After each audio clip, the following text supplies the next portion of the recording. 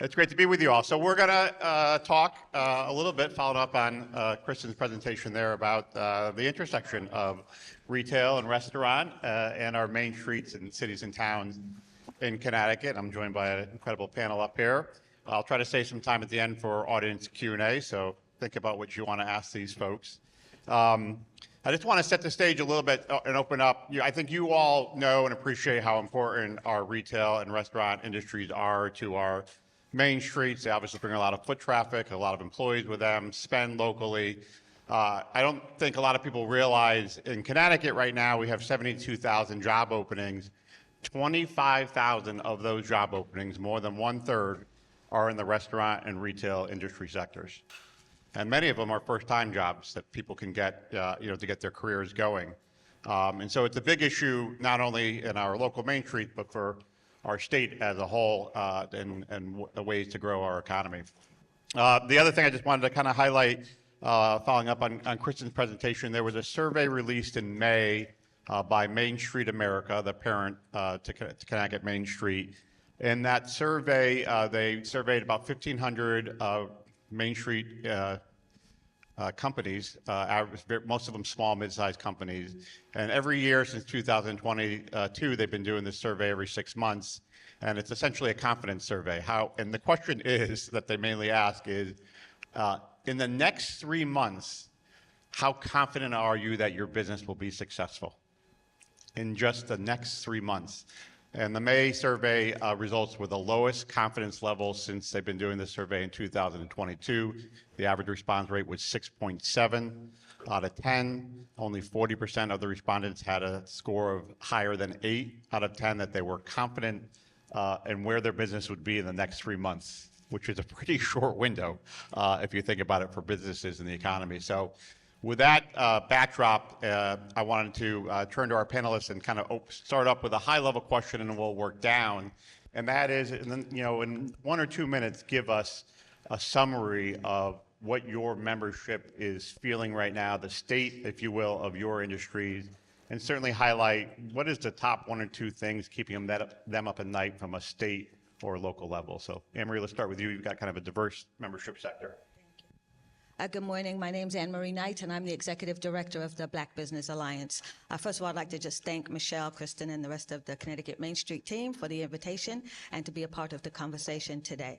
So the Black Business Alliance is almost similar to a Chamber of Commerce. It's a hybrid organization. So we're a nonprofit membership organization, but we also provide technical assistance and services to Black-owned businesses across the state of Connecticut and beyond. So you're right. We are a diverse membership. It's not just one specific industry, it's all of the industries. So for us, in a nutshell, we've actually just undertaken, with a partnership at the lab at Concorp, the State of Black Business survey. So we're waiting for the results of that, but in general, we're seeing the same things that we saw in that survey. Folks are nervous about what's happening in the economy, the changes on a political level, what's happening with tariffs and taxes, increases in expenses for supplies and things like that. And so it's going to be harder to get employees to work.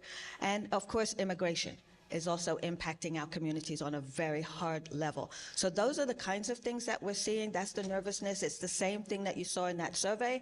Folks are nervous about what's coming and the changes. The changes is happening so rapidly, and almost every week something is coming out in the email that it is really hard for businesses to shift. You would think that with what we've had to go through with COVID, and we're often talking about resilience, we are not prepared for something like we're seeing now. So it is really hurting our businesses, but it's also making the owners nervous about what things look like in the future. Good morning, everybody. Scott Dolch, President and CEO of Connecticut Restaurant Association. Michelle, thank you and the whole team for having me here. Representing 9,200 food service locations around the state, about 157,000 employees. Obviously, you hear that number of 25,000, and Chris really getting the crowd excited this morning. I could tell with the feeling of how our industry is faring. But in reality, I think just echoing Anne-Marie's comments, our restaurants. I guess I'll start with a stat, as we talked about, just so the towns and everyone in the room understand, Connecticut is a unique state when it comes to the restaurant sector. We have 9,200 locations, I said, about 3,600 are full service restaurants. Out of those 3,600, 97% of them are independently owned. We lead the country in that stat. It's what makes you being a Waterbury here. You can pretty much pick any ethnic background and find it, probably first, second generation within a couple blocks away. It's what's incredible, but it's also what keeps me up at night. Because when you talk about what's going on right now, we are obviously post-COVID from a virus standpoint, but from a small business standpoint, we are still not fully recovered. And there's so many parts to that, running a small business and understanding those stresses. It's obviously state. We just finished session, the challenges of running a small business in Connecticut. I don't think we got as much as we wanted. And then on the federal level, to Anne Marie's point, being on the National Restaurant Association board and dealing with what's going on in DC with just a change in administration, but also things coming so fast and so rampant, trying to give advice to our businesses, but also in that same survey, we did one nationally. We had a really tough first quarter in Connecticut. I think weather played a factor for restaurants. Obviously, rising costs. We don't need to talk about, I know one's a partner here, but talk about insurance, utilities, food costs, it's labor, it's everything that's hitting a restaurant. And what is their option? Their option is to raise their cost on customers. But at the same time, you as a customer are getting costs raised across the board, and you need that disposable income. So we're really balancing that right now. We obviously are hoping for a great summer. We had a pretty good last month or so, but I would just share, we are worried about the next 3 to 6 months. We need to have a great summertime for restaurants in the state, and I think the towns can do a lot to help support that. So I appreciate being here and being on this panel. Good morning. Rebecca Mead. I am with both the Middlesex County Chamber of Commerce and the Middlesex County Revitalization Commission. Big mouthful, but, and I'd like to also thank Connecticut Main Street for inviting me to be on this panel and to be sitting aside these folks. But, I think I'm going to echo everything that was just said. As I travel around the county with the MCRC work and get to talk to retailers and restaurants and business owners, small business owners, about grant opportunities, we look at not only opportunities for hardship, but also growth. And there's a fine line between that, between hardship and growth. And one of the biggest non-surprises to me, like Anne Marie said, was coming out of COVID, is that businesses aren't in a better state in terms of cash flow and future preparedness, and to be able to look at, the unanticipated and plan for that, because they are reacting to the daily and the weekly and the monthly changes that are coming down. I think they're also fighting with things like the lack of affordable housing for their workers and the ability to have a strong workforce. And in turn, as business owners, tend to have to do everything themselves. As costs go up, they don't want to pass that on to their customers and their clients, and therefore they are in turn not employing. They themselves and their family members and friends are working longer hours for less. And so, when it comes to longevity and sustainability concerns, that is right up there in the top, and they're just waiting for that other shoe to drop. And that is not the way to grow. However, one of the things that I do hear as a positive is some of the innovative ways that they're looking to differentiate themselves. Increasing that customer experience, making it a thing that they can, that their customer talks about with their family and friends, making it different so they're not looked at as commodity, because commodities can be purchased anywhere, and partnering with other organizations or businesses in their areas, breweries partnering with ice cream facilities in order to do some promotions and bring people in. So it's not just, it's restaurants, it's retail adjacent type of organizations. But yeah, the lack of ability to plan and prepare for is what's so concerning. Rebecca, you talk about some of the creative things that the businesses are doing to kind of survive, grow, expand. It kind of leads me to my next question is, most of those businesses, Scott mentioned a lot of independents in the Restaurant Association. Connecticut is the land of small, mid-sized businesses. 99.9% of businesses in Connecticut are less than 100 employees. Scott, I'll start with you on this question, but work through the three of you. do small businesses, are they disadvantaged relative to franchises and larger businesses? And if they are disadvantaged, do they have any advantages at all? We've seen a lot of M&A activity, mergers and acquisitions activity, in a lot of industry sectors, whether it's small manufacturers, small businesses, retail, restaurants, over the past 12 months, because to Anne-Marie's point, we came out of COVID, we had supply chain issues, labor issues, interest rate issues, inflation issues. I think owners are like, no mas, I'm done. Just sell my business. So is there any advantage that the small businesses, independents have, and what disadvantages do they have? I'll start with you and then work through. Sure. It's a great question. I think you can look at it both ways. I think I'll start with the negative and come back to the positive. I think, disadvantage, you guys just know off the top. Obviously, a franchise, a corporation has just more means. They have more capital. They have usually more staff. They have more ability to pivot quickly when things happen, the buying power that they have. That obviously affects, that's why I feel like our association sometimes has to work harder to help these 1, 2, 3 location independent groups to understand what's out there and what's going on and what they need to be prepared for. So I think it is a disadvantage, but also I think on the positive side, we're seeing independents really start to understand that, like, from a corporate franchise side and what's going on, you're seeing a lot of Chapter 11, a lot of larger chains that are closing, and what that is and what their value is. And I think customers in our industry are looking for great quality. They're looking, if they're going to go out and spend their dollar, they're looking for a little bit more. And you're seeing those independent businesses kind of get into different spaces. So full service, obviously, farm to table's been around. You guys see they're working with local farms, they're working with local businesses. People love that. They'll spend maybe a little bit more. But also, what another sector that is really thriving is the fast casual sector as well. So you're seeing independents really jump into that. So what you would think of as the kind of Chipotle, you go up and order, but you're still getting served and you can see your food being cooked. Well, you're seeing the independents say, hey, wait a minute, I can do that space better. I can do it better quality. Maybe I'll serve a little bit more.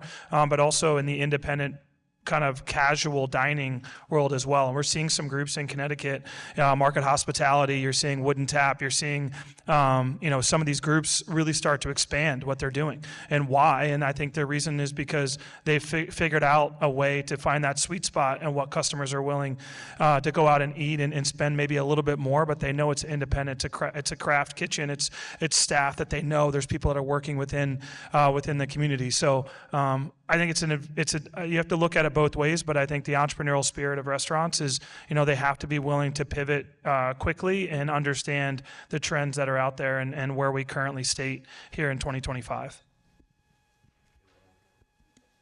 So, in alignment with that, I think if you look at on the retail side of the house, there's a lot of opportunities for partnerships and also being part of the communities and having community events to bring people downtown, to bring people in maybe for the first time or, as a frequent repeater, but also to say, okay, we're here as an independent. Who do I need in my ecosystem, for lack of a better term, in order to continuously feed us, but then how do we feed them as well? Partnering with organizations like chambers and merchants groups, boards of trade, those sorts of things are really, really important because you create those natural, relationships and collaborations that come out of that. Outside of the Middletown and the upper Middlesex County area, we don't see a lot of franchise types of businesses. We see more in the line of the independent, and it is all being really innovative or thinking differently about how to create those experiences for your shoppers or for your clientele. And how do you do that? How do you shift your focus and train your staff to be much more customer focused, even if they're not buying anything, even if they're just browsing? They're not going to spend $1 in your store, but they may tell somebody else who's going to come and spend some money in your store.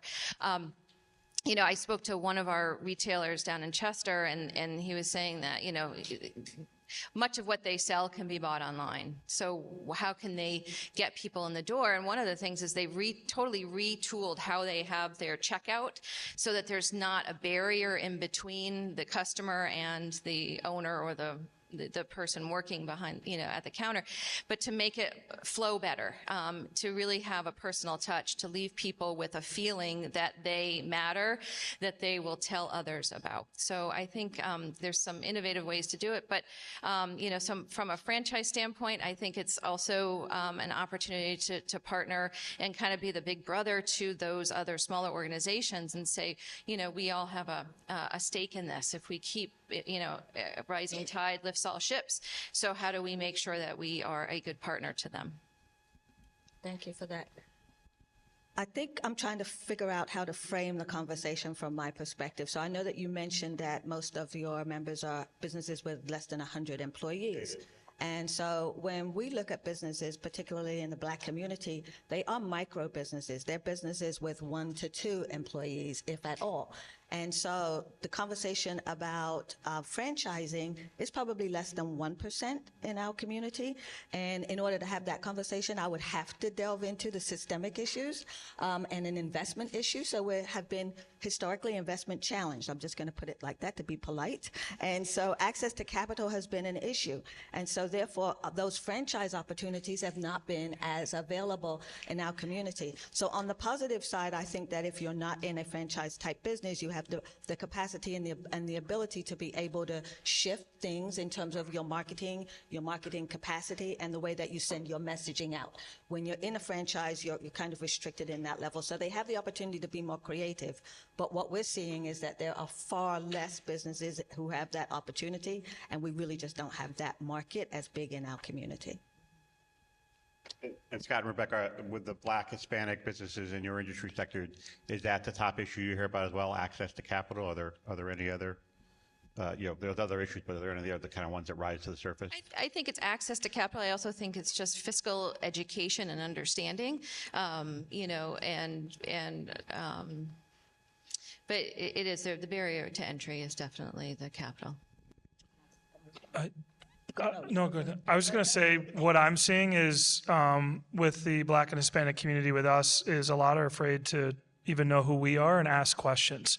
I think that's the biggest, one of the biggest blocks that I see where, I've gone to a couple of events where we've had, brand new owners or people, maybe I want to do this, but they don't even know what, like they're afraid to ask the questions. And I'm always like, it's not a bad question to ask as much as you can. We're here to play that support role with you. And I think that's also the more that we can do as associations and groups to make people feel, wow, it could be a small little question that they think they should know that they're afraid to ask, or it could be a big question. I think the community aspect of getting that help and support so they don't feel like they're within their own four walls and they don't have people looking out to want to see them thrive and succeed. But I think there's a little bit of that as well. If they're, just being open and willing to ask, or also sometimes I'll use other Hispanic and Black owner operators to help me in that, because sometimes for me, like I'll start the conversation and say, hey, I have someone that, do you know them? Let's try to connect. Let's try to help you understand. And what are your questions? And obviously not being a restaurant owner myself as well. I try not to be one, and I'm never going to be one. But a lot of my members and my board members really play a big support role, which has been, I think, very uplifting and helpful. Oh, I appreciate that feedback. I think, one of the challenges of industry type organizations is that the membership has not reflected what is actually in the communities. And so that's always been a challenge. And I think that making sure that we have culturally appropriate staffing, that we're engaging our communities, that we understand the culture is a key aspect. But I wanted to tap into Rebecca's comment about growing entrepreneurs and the need for fiscal education and things like that. I think part of that conversation is what do we need to do to support our entrepreneurs, which we're constantly having. Part of the conversation, which I feel is missing, is what do we do to remove the barriers? So the barriers, like if I don't know about your organization or CBIA or the other organizations, how do I get that information? And then if you know about the organizations and the companies, how do we remove the barriers so that there's membership, so that there's engagement with those organizations? So I think that's part of the conversation as well. Yeah, that connection's a big one. We're a very siloed state, and sometimes just people don't know about all the tools in the toolbox. We hear that from businesses, and mostly because those businesses are small businesses.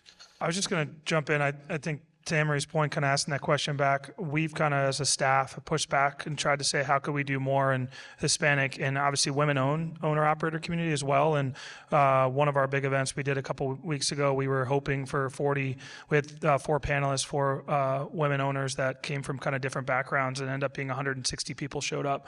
We had obviously, but the feedback is we're going to do multiple of those. We're doing the same in the Hispanic, going to talk to the Black community, because I think that opened a lot of doors, because a lot of people listened and saw maybe someone they aspired to be or someone that's a peer to them, and it was great conversation, and it really wasn't anything direct messaging. It was just, hey, this is what we're feeling in our business, and that sometimes that venting session that they feel there's peers that are like them actually can help them as well. Sorry. It's all right, throw it around. All right, we're going to shift gears a little bit here and talk about how your industries interact with our towns and cities. Kristen had that chart about the survey work that you all do, and 169 towns and cities in Connecticut. Everyone's nodding their head, yes, 169 different ways of doing things. You actually said 180, and I was like, which towns have multiple downtowns? And then I know there's a few of them. I live in Durham, and I'm like, I don't even know if we have one downtown, but there's some towns apparently that have multiple downtowns. Middletown being one of them, probably. So let's, talk about the positives here. In the areas where your industries, your memberships are seeing growth, what are those towns and cities doing well to help kind of drive that growth? Rebecca, I'll start with you. I mean, you cover a lot of areas in Middlesex County, very, very different and unique. Middletown, very urban. Chester has 3 people living in it. Deep River, maybe 4. Sorry about that. Whoa. I knew where they were coming from. Great restaurants. We want to check Durham. Yeah, Durham, Chester, let's go. Shots. Go ahead. Yeah, so, I have to say my experience and my background, although I do work for the Chamber and we service all 15 towns and municipalities in Middlesex County, my experience is very much the down county portion, Chester, Deep River, Essex, Haddam, and into Westbrook. I think, gosh, you threw me with that Chester 3. I mean, I left the other 2 at home. Is that okay? No. I think the thing is that where they're successful is that there is a lot of collaboration, and it's seen as very much there's not the us, them, it's the we aspect of coming together for the businesses, that we can't prescribe what's needed as a town, and I sit on the EDC, so I can say, we want to be there to support. And one of the smartest things I think that Chester did and a number of our neighboring towns did is bring the Connecticut Main Street Center in to help us see our blind spots and to help, it's already helped heal some of the rift between the town and the merchants, and I include the restaurants in our merchants groups, to try to help start that conversation. The other thing it's done, and I think that it can be successful, is when you start looking at it more as a regionality, because you're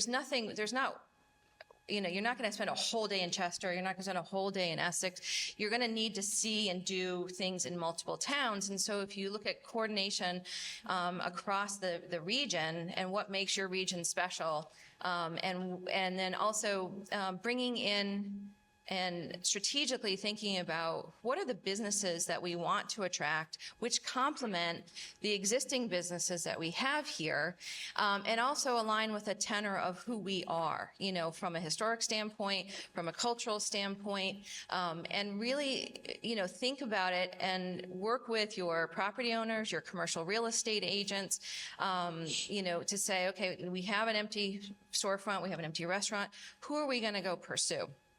We had a recent, about last year, we had a long-time business close, and the building was for sale, and fortunately was purchased by somebody who had a vision for it, but immediately came, as soon as the ink was dry on that sale, he came to the EDC and says, what do you want in town? Who do you want me to go after to bring in for this space? How do you want me to use it? And that's so rare. We usually, EDCs and planning and zoning and the town itself gets pulled in far down the process. So it was really refreshing. And we came back immediately and said, we want a bookstore. we knew we wanted something different to pull people in that wasn't, we have a number of galleries, we have a number of great food establishments, but we wanted to make sure that we kind of rounded it out. And so by happenstance, and this really isn't a strategic initiative, but by happenstance, we were lucky enough to get the Connecticut's first romance-only bookstore to open, and they're doing great. And they do a lot of different activities in town. They partner with with a couple of our restaurants to do themed dinners, and then they'll have an author signing.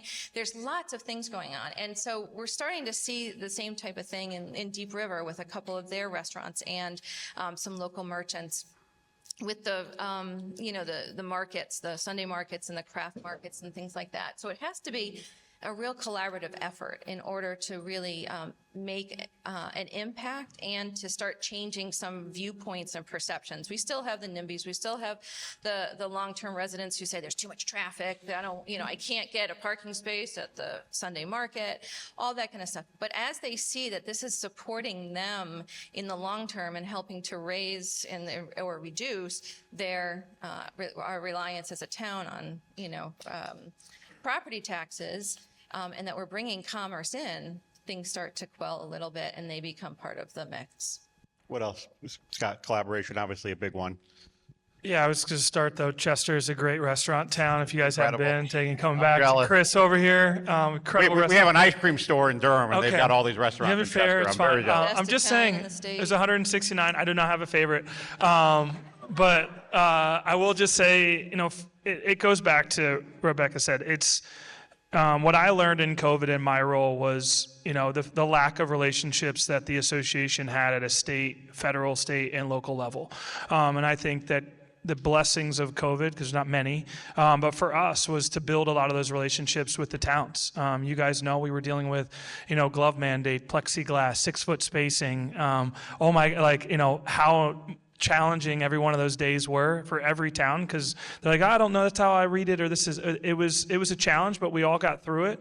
But I also think, what it did was, it showed me that I'm not saying there's a better or best, but like the towns that actually collaborate with their business owners on a daily or weekly basis and actually know who they are, know what they're going through, work with us through the association. Give an example. I just saw an owner and they're trying to relocate into downtown West Hartford and they're challenged with their permit. And they didn't realize to reach out to me, and I called the mayor, and I have a great relationship with Sherry, and I said, hey, you just look into this. Not forcing anything. Is there something that they're not doing? But that's collaboration. She wants to see, Cora go into Blueback.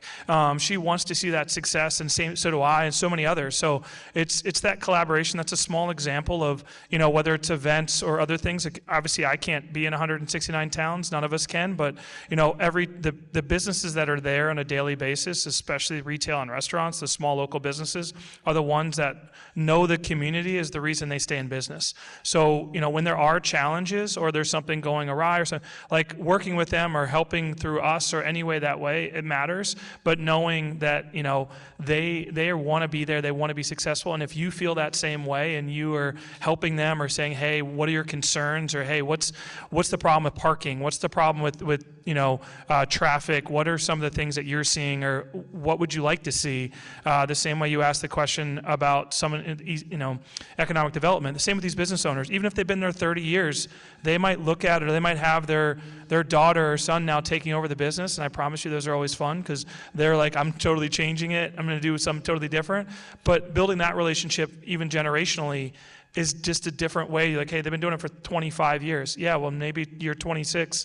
They might need these things to be successful. So it really is a collaboration. It really is. The more you get to know your business owners, I promise you it'll come back tenfold, because if they feel like you're helping them, or they know that they could actually utilize you when there are challenges, they're going to come back on the other things and help you with your promotions, your events, and want to be a face of their community, because the people walking in their doors are the ones that are in your community day in and day out that they need to show that support to. Thank you. I think the idea of centering culture and diversity as part of the conversation is key, but the collaborations is exactly what we're seeing as well, and the partnerships.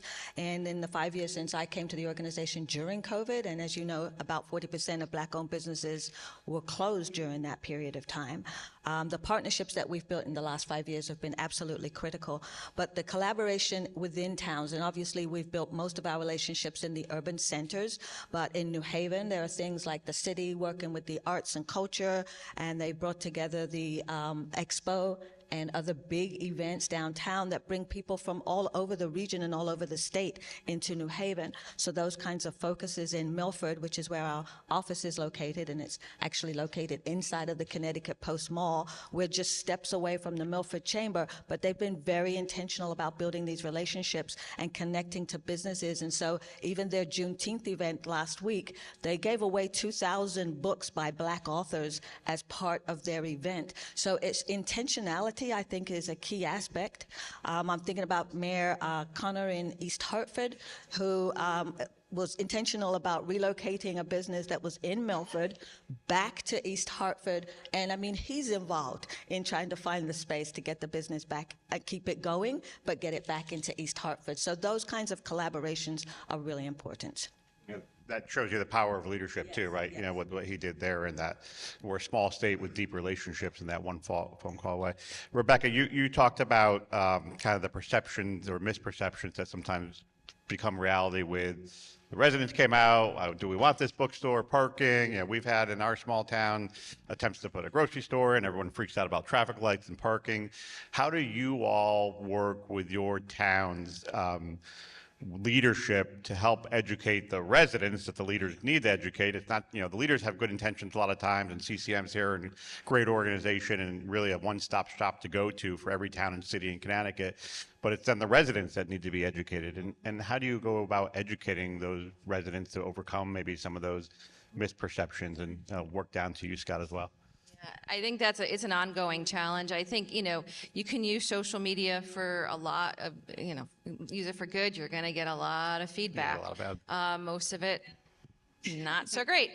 But I think, you know, if you're consistent with your message and you're consistent with inviting all of the voices that need to be at the table and hearing from a variety and a diverse group of people to answer the questions and remove those barriers, you know, we have you know, a number of the towns in our area, the first selectmen and the town managers have, they walk the downtown and they go into the shops and ask directly what's going on, and then they convey that to, you know, through coffee chats and Q&A times and things like that, you know, because by the time it gets to a town meeting, it's usually too late. The decisions and mindsets have been made up.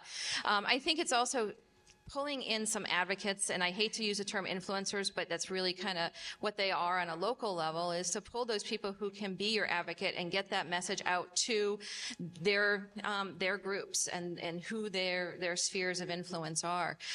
It's a constant battle, though. You know, I don't think there's a one right way, and I think it goes back to the culture and the tenor of the town or the municipality, and how do you best find communication to happen. Restaurants have that challenge, or everybody wants a good restaurant in their town, they'll do whatever it takes?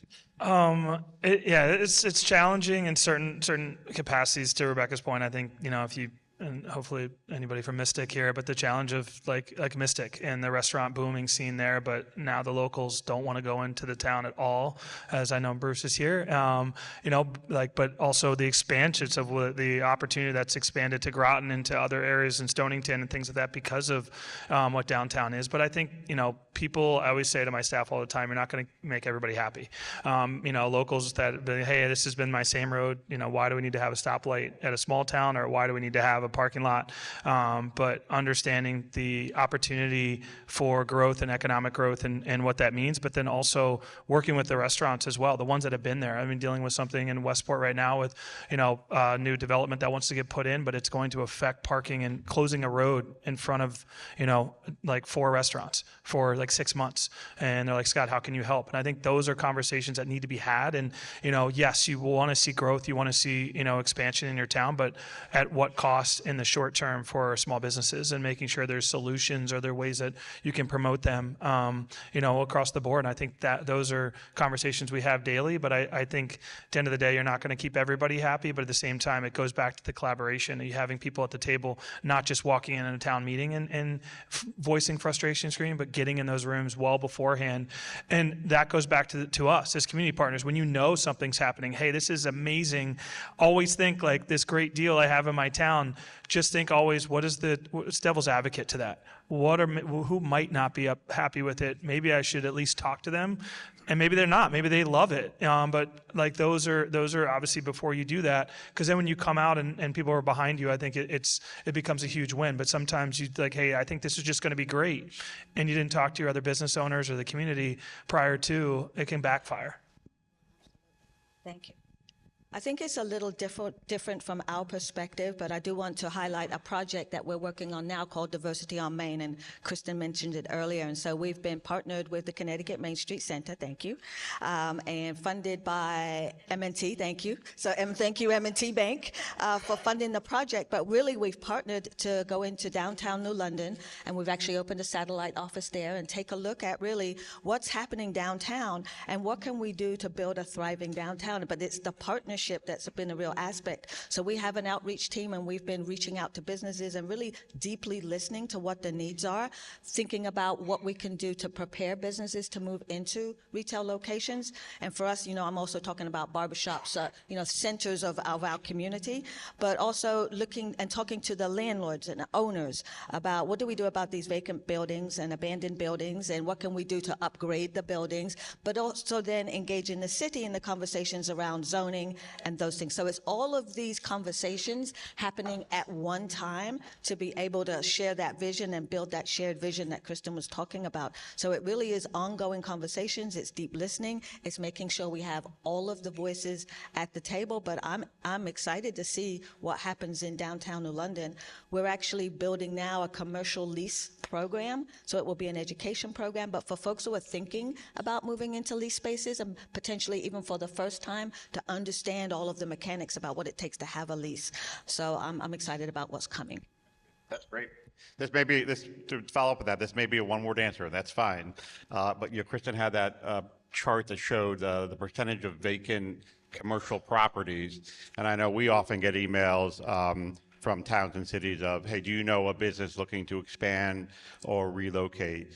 So my question that may be a one-word answer is the best way for cities and towns to try to access businesses in your industry just reaching out to your association, or is there kind of another database or list somewhere where towns and cities can find folks who are either looking to expand or locate? Again, it may just be a one-word answer. Yes, my association. Yes.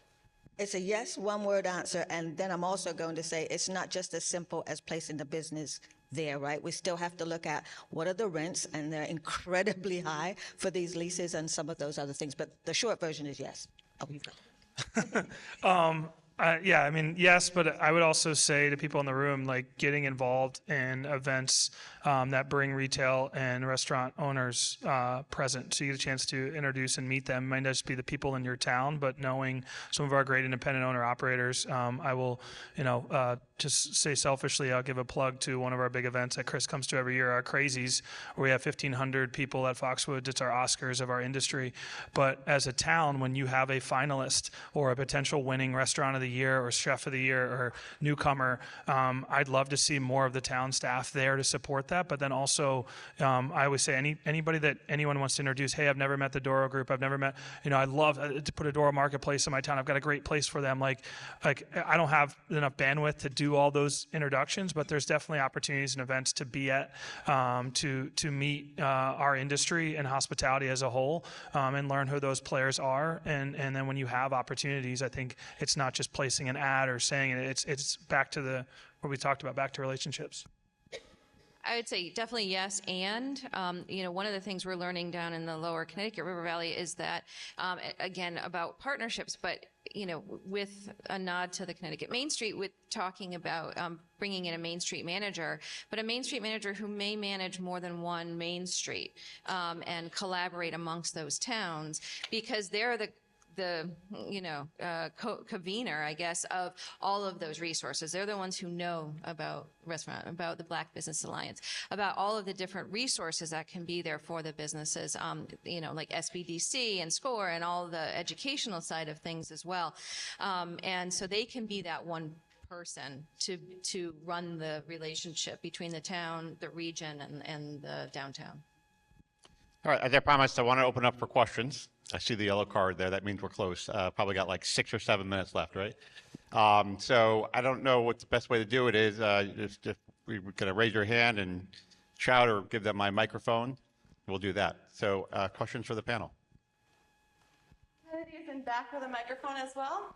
Does anyone have a question? Just go ahead and raise your hand. Right here. Thank you.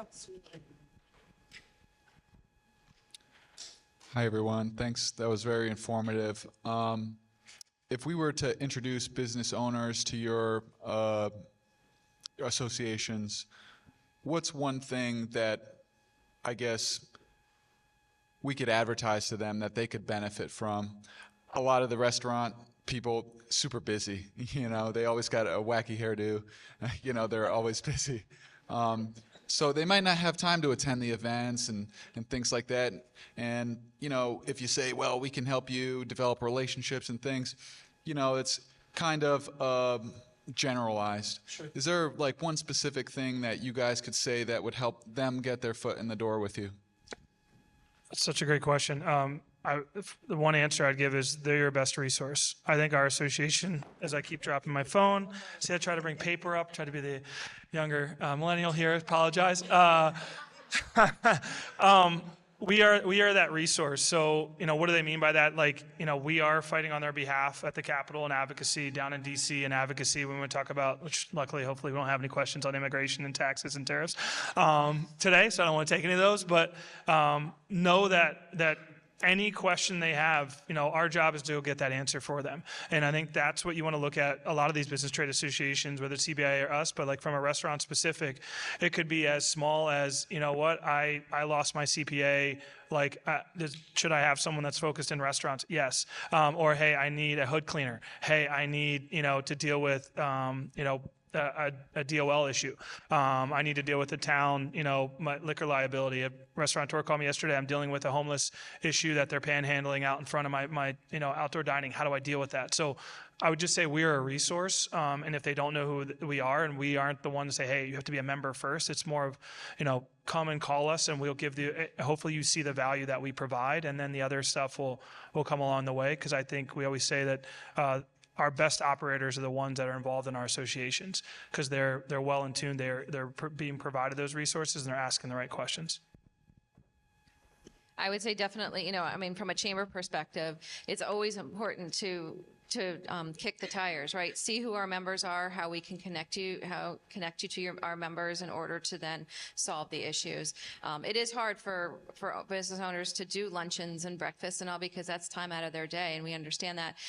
So there's, offering a variety of opportunities, but we can also be the conduit to your legislators and, advocates for you up at the Capitol on issues that surround your business as well. So. Thank you. I would say ditto to what's just been said. It really is about connection and resources and community building. So we're a connection to resources. We also provide technical assistance to small businesses. So if somebody needs help with their business plan, looking for funding, access to capital, we usually have those resources. We also offer small grants. We have a grant program through the Department of Economic and Community Development. So those are the key aspects, but also it's really about building community. Another question? Here?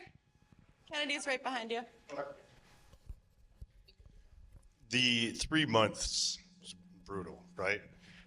Do the managed Main Street programs create that stronger stability? Do you have anything more than anecdotal information about whether these managed Main Street programs bring increased stability for these businesses that maybe extend beyond just that 3 months of, tenuousness?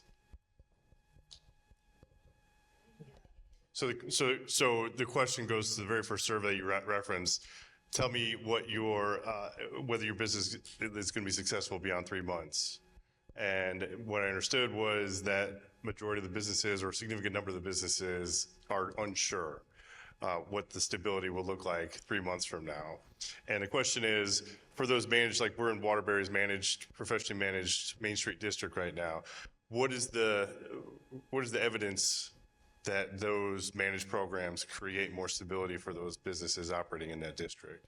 And it kind of goes towards, for those municipalities that don't have managed districts, selling that idea of moving towards a managed district as a way to create that stability in a Main Street area. I'll pop in on that one, I guess. I mean, in part, that's why I know we're excited about even having this event today and having these conversations, because I think speaking as an audience member and hearing what our panelists are saying, it's only reinforcing why it's so important to have that key point person to be the conduit, to be having the conversations, to be advising different stakeholders that support small businesses. Hey, I've already heard on this. I mean, Scott, it was actually amazing to me to hear that you're intervening and helping 4 businesses in Westport, because you're one guy doing a statewide thing. And I will also say we've been encouraging Westport to have a Main Street program. I mean, because how much easier for one person to communicate with Scott about all the things that are happening in the downtown that he can help with. And so sorry, did you want to? Are you sure? Well, I was just going to bring up another point there, and specifically how professional managed can help the businesses. Not specifically regarding this survey, but Simsbury is a great example. They're one of our accredited Main Street programs. 2 times they've had fires that wiped out a lot of businesses. And it's Sarah Nielsen, the Main Street manager, who like on the dot was helping all those businesses find temporary locations, helping them with all the damages, finding the resources, doing all of that work. And so not specifically, to the survey, but the capability and the power of having that person who can be there to kind of navigate those challenges. And in similar vein, those most proactive Main Street programs, they're developing those relationships with the businesses. So it's not they wake up one morning and a business has shut their doors forever. They know about that 6 months, ahead of line of, well, they're in trouble. We need to rally the troops, around this business. So those are some of the successes that we've seen, and also across the country where a professional program can provide that. I would just chime in that I think for my side, as we all sit in this room and we talk about session ending, so we didn't have really session questions, Chris, I was really shocked. One of the big slides was the lack of funding, the lack of support for towns in tourism and arts and culture, which you're going to hear about next. Like if you don't have funding, you don't have staff. You don't have those people that can do those things. And I think that's what we need more of. We need, because when you see the ones that are funded well or doing things, or towns call me and say, hey, I was able to get this grant program, and how do we get this out to all of our constituents? What we had in COVID was great with some of those resources, and what some towns did, what they did with expanding outdoor dining. They made their main streets, and I want to see that, not a COVID thing. I need to see that close down your road in Main Street for all of summer. People need to figure out where to drive around and go around Main Street, but if it allows people to walk around, and what that did, but it goes back to resources. And I would just end with me, with legislative, the frustration that I have, with what happened this session when you have CCM in the room, and we tried to use, we have a 1% meals and beverage tax that was added in 2019 that's generated $400 million to the state through our restaurants. That does not go back to help and support us, does not go back to help and support these towns where, if you're sitting here in a specific town and you're getting resources, and we could sit there and say, okay, how are you using those resources to help those businesses? There aren't any resources. So these voices, and going into next session and going into new government or anybody that takes over, I think it's really important that our voice as a whole in this room is critical to the future success of Main Street, to the future success of these towns, and obviously, selfishly, our restaurants, our hospitality business, arts and culture as well. So sorry, I wanted to get that in there. That's a great way to end it, I think, right?